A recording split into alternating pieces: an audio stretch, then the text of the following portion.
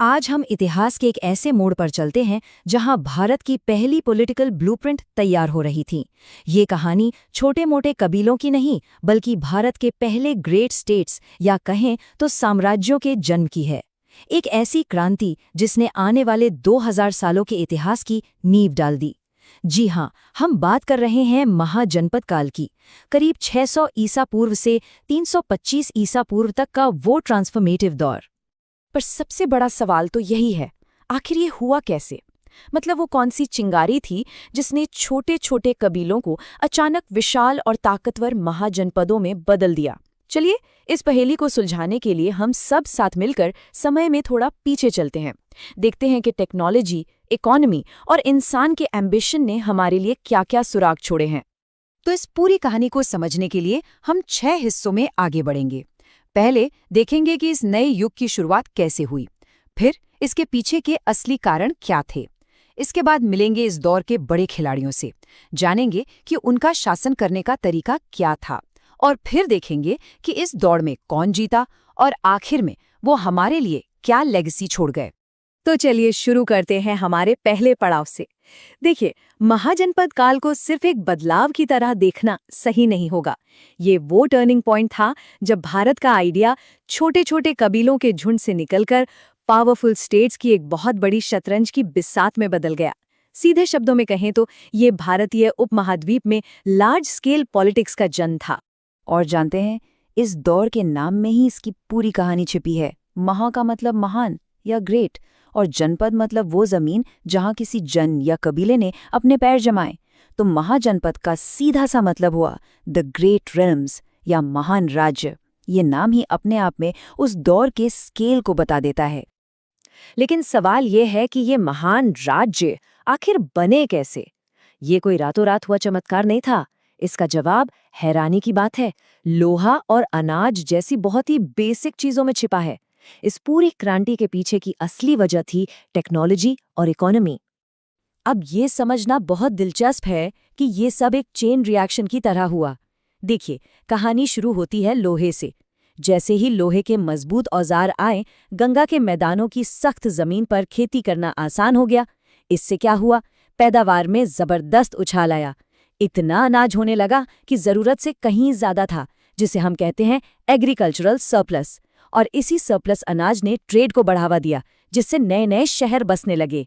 और अब इस पूरे नए कॉम्प्लेक्स सिस्टम को चलाने के लिए एक ऑर्गेनाइज्ड स्ट्रक्चर की जरूरत पड़ी, और वो स्ट्रक्चर था एक बड़ा सेंट्रलाइज्ड राज्य। तो अब हम ये तो समझ गए कि ये राज्य बने क्यों। अब वक्त है उन खिलाड़ियों से मिलने का जो इस नए पॉलिटिकल अरीना में एक दूसरे को टक्कर दे रहे थे। ये थे भारत के 16 महाजनपद। जी हाँ, 16। जरा सोचिए इस बारे में।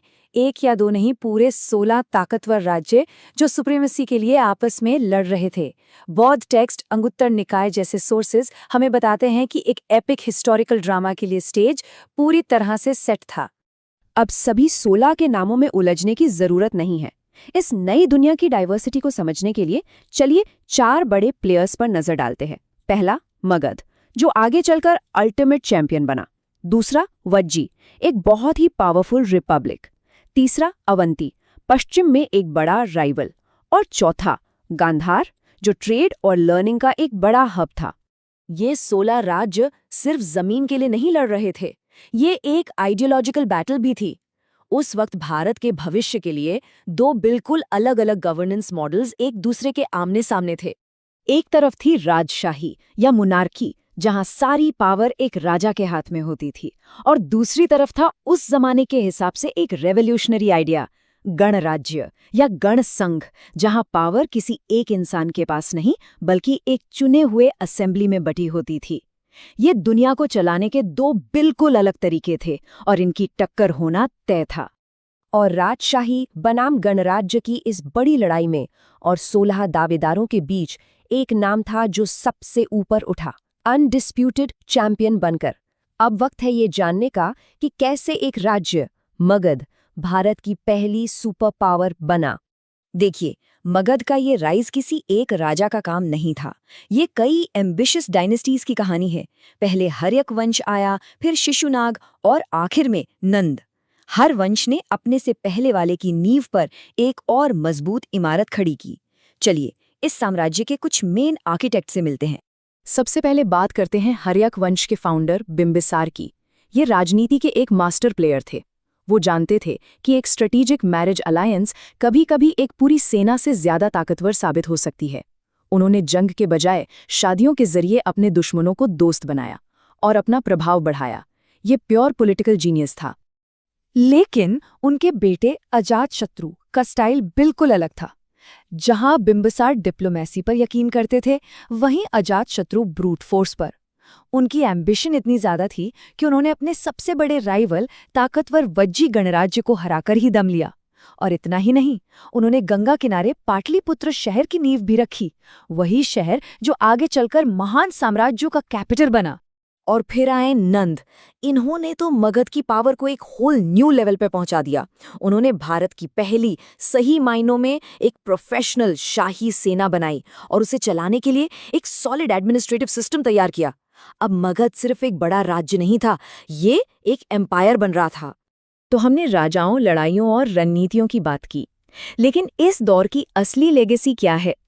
बात सिर्फ ये नहीं है कि कौन जीता या कौन हारा। असली बात यह है कि इस पूरे दौर ने आने वाले भारत के सबसे महान साम्राज्यों में से एक के लिए स्टेज कैसे तैयार किया। जरा सोचिए कि इस एक दौर में कितना कुछ हुआ। भारत के पहले बड़े टेरिटोरियल स्टेट्स का जन्म हुआ, बड़े बड़े शहर बसे जिसे इतिहासकार सेकेंड अर्बनाइजेशन कहते हैं। इसी माहौल में बौद्ध और जैन धर्म जैसी नई फिलॉसफीज सामने आई।